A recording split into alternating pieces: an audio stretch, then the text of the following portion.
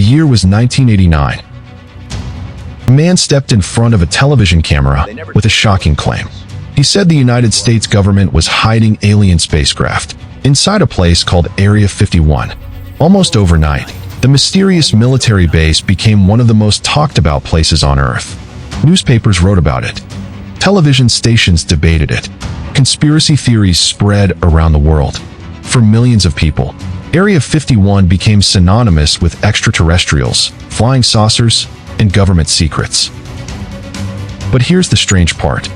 Area 51 had already existed for more than 30 years.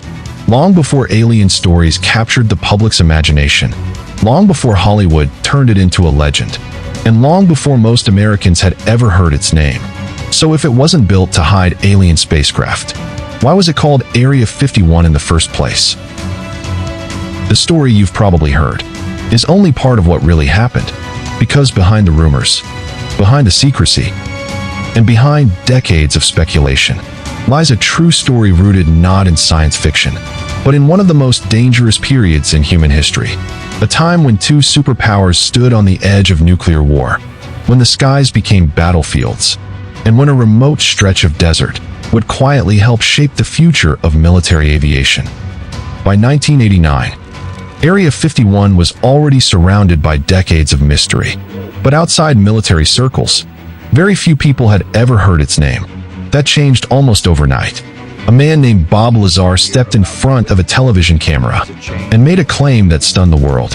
He said he had worked at a secret facility near Area 51, not on advanced military technology, but on something far more extraordinary. According to Lazar, the United States government was in possession of alien spacecraft. He claimed scientists were attempting to understand and even reverse engineer technology that did not originate on Earth. It was an astonishing story, one that sounded more like science fiction, yet something about it captured the public's imagination. People couldn't stop talking about it. Television programs devoted entire segments to the claims. Newspapers published headline after headline. Radio hosts debated the story late into the night. For the first time, millions of people around the world heard the words, Area 51. Almost overnight, the remote military facility became a global obsession. Books were written. Documentaries were produced. Visitors began traveling to the Nevada desert, hoping to catch a glimpse of something unexplained. Some stood for hours, watching the distant mountains, waiting, watching the skies, hoping they might witness the impossible.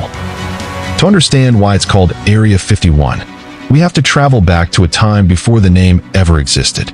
Back to an empty desert, where almost nothing happened, or so it seemed. It's easy to forget that before it became the world's most famous secret military base, it was simply another forgotten corner of the Nevada desert. The land stretched for miles in every direction. Temperatures regularly climbed above 40 degrees Celsius during summer, while winter nights could become bitterly cold. Very few people had any reason to come here, and that was exactly what made it valuable. The early 1950s were unlike any other period in modern history. The Second World War had ended, but peace didn't last long. A new conflict had begun, not one fought with massive armies crossing borders, but with spies, secret technology, and the terrifying threat of nuclear weapons. The United States and the Soviet Union were locked in what became known as the Cold War. Each side desperately wanted to know what the other was planning. How many missiles did they have? Where were they building military bases? How advanced were their weapons? But getting those answers wasn't easy. Sending spies deep into enemy territory was incredibly dangerous. Many never returned. The United States needed another way to gather intelligence, one that could fly higher, farther, and faster than anything that existed before. The problem was, such an aircraft required complete secrecy. If rival nations discovered its capabilities too early, years of research, and perhaps America's strategic advantage, could disappear overnight. The government began searching for somewhere isolated enough to test revolutionary technology without unwanted eyes watching. They needed a place with clear skies, open land, natural barriers, and almost no nearby population. Eventually, their search led them to an enormous dry lake bed known as Groom Lake. At first glance, it looked ordinary. Just another pale expanse of desert, surrounded by rugged mountains. But military planners saw something completely different. The flat lakebed could serve as a natural runway. The surrounding mountains shielded activity from view. Nearby military-controlled land already restricted public access. It was remote enough that even curious pilots rarely passed overhead. It was in many ways the perfect place to build something the world wasn't supposed to see. Construction soon began, then workshops, then living quarters, then a runway stretching across the dry lake bed. The project was deliberately kept off public maps. Workers were sworn to secrecy. Even many people involved didn't know the full purpose of what they were building. Few realized they were laying the foundations of what would become one of the most famous military installations in history. But even then, it wasn't called Area 51. In fact, the name itself wouldn't become famous for decades. So, where did it come from? Soon after construction began, something unusual started happening in the Nevada desert. Truck after truck disappeared down lonely desert roads. Construction materials arrived in enormous quantities. Workers came and went, but few people knew who they were or what they were building. The men who worked there rarely spoke about their jobs. If they were asked where they spent their days, the answers were often vague. Some simply said they worked for the government. Others changed the subject entirely. Whatever was taking shape beyond the mountains, it was being protected with extraordinary secrecy. Roads leading toward the area became increasingly restricted. Warning signs appeared where there had once been none. Security patrols became a common sight. Curious travelers who wandered too close were quickly turned away. Even pilots flying over the surrounding desert learned there were places they were expected to avoid. For the people living nearby, the silence was almost as mysterious as the activity itself. No announcements were made. No newspapers explained what was happening.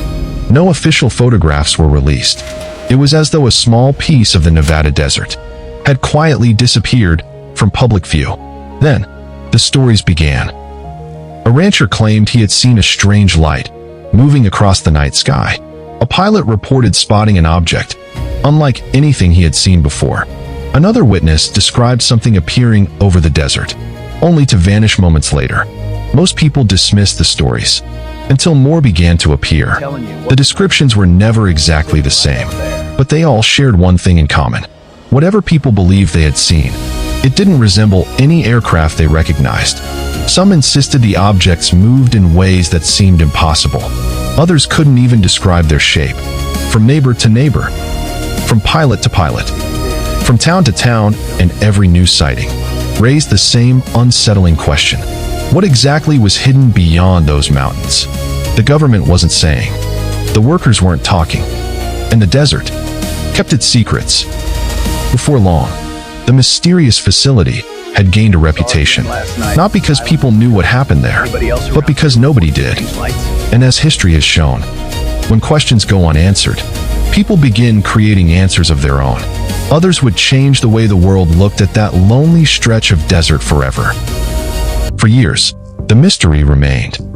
There were no official explanations, no public tours, no photographs showing what lay beyond the guarded perimeter. If anyone asked questions, and in the absence of answers, rumors began to grow. Some believed the government was developing a weapon so powerful it could change the balance of the Cold War.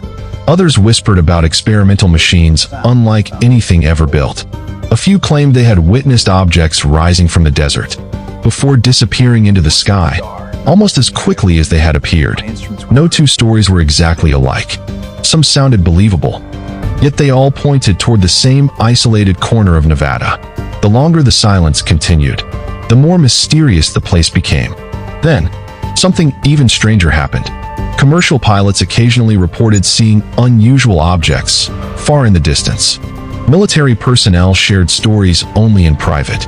Travelers passing through nearby towns heard local rumors that had been circulating for years.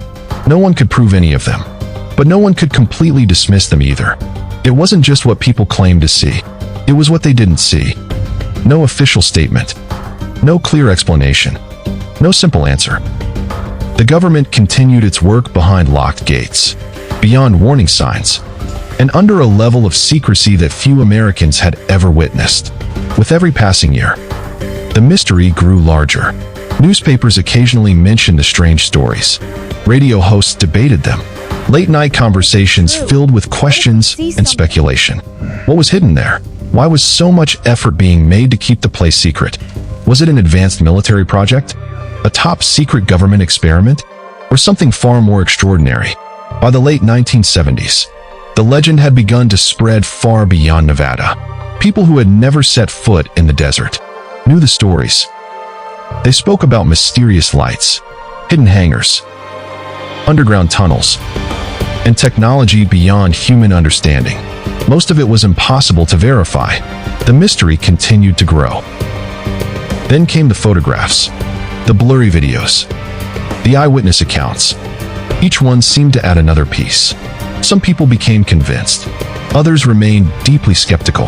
The government said almost nothing, and that silence only fueled even more speculation. Before long, Area 51 had become a symbol, a place where fact and fiction, history and mythology began to blur together. But beneath all the extraordinary stories was a much older story, one that had started decades earlier, long before alien spacecraft, long before television interviews, and long before the world became fascinated with Area 51. Because while millions were searching the skies for visitors from another world, almost no one was asking a different question. If there were no aliens, then what had people actually been seeing all those years? The answer had been hidden in plain sight. The answer wasn't hidden inside a crashed flying saucer. It wasn't locked away inside an underground laboratory, and it didn't come from another planet. It came from human ingenuity. For decades, the United States had been quietly developing aircraft, machines so advanced for their time that anyone catching only a brief glimpse could easily believe they had witnessed something impossible. The first of these remarkable aircraft was known as the U-2. Designed during the height of the Cold War, it could fly so high above the Earth that very few people had ever seen an aircraft at that altitude. To someone standing on the ground, it often appeared as nothing more than a brilliant point of light, gliding silently across the sky. Not long afterward, an even more advanced aircraft emerged, the A-12 Oxguard. It flew faster, higher, and looked unlike anything that had come before it. Then came the legendary SR-71 Blackbird, a machine so extraordinary. More than half a century later, it still looks as though it belongs in the future. And the innovations didn't stop there. Years later, the world would discover the F-117 Nighthawk. Its sharp angles, its strange shape, and its unusual appearance made it seem almost unreal. Looking back today, many historians believe these revolutionary aircraft explain a significant number of the mysterious sightings reported around the Nevada desert, not because they were alien spacecraft, but because they represented technology far beyond anything the public knew existed. The government couldn't simply explain what people were seeing. Doing so would have revealed some of America's most closely guarded military secrets. And with every unanswered question, the mystery continued to grow. Ironically, secrecy designed to protect national security created one of the greatest legends in modern history. But one mystery still remained. The aircraft had an explanation. The secrecy had an explanation. Even many of the strange sightings had an explanation. But what about the name itself? Why, out of every number imaginable, was this place called Area 51? For decades, people searched for hidden meanings, secret codes, even connections to extraterrestrial life. Some believe the number 51 had been deliberately chosen to conceal something extraordinary. Others insisted it was proof that dozens of other secret facilities existed, each hiding mysteries of its own. As more government documents were declassified, researchers began piecing together the true origin of the name. It wasn't inspired by aliens. It wasn't a military code word, and it wasn't chosen because of some hidden meaning. The most widely accepted explanation, before the facility became famous, to help identify different locations, was labeled Area 51. When the secret facility was established near Groom Lake, The designation simply remained. A practical name for a practical purpose. No one could have imagined that an ordinary number printed on government maps would one day become one of the most recognizable names in the world. What began as a simple map designation eventually became a symbol of secrecy, a symbol of mystery, and a symbol of humanity's endless curiosity about the unknown. Area 51 continues to capture the imagination of millions. It has appeared in blockbuster movies, video games, books, countless documentaries, and in 2019, the mystery reached a new generation when millions of people online jokingly pledged to storm the site. The event became a worldwide viral phenomenon, not because people expected to uncover aliens, but because the name itself had become larger than the place. Whether you believe the legends or only the documented history, one fact remains beyond debate. A remote military installation in the Nevada desert changed aviation history, inspired decades of speculation, and became one of the most famous places on Earth, all because of a name that was never meant to be famous at all. And that's exactly why it's called Area 51. If you enjoyed discovering the fascinating stories behind the names we use every day, don't forget to like this video, subscribe to Why It's Called, and let us know in the comments, which name should we uncover next? Until next time, stay curious.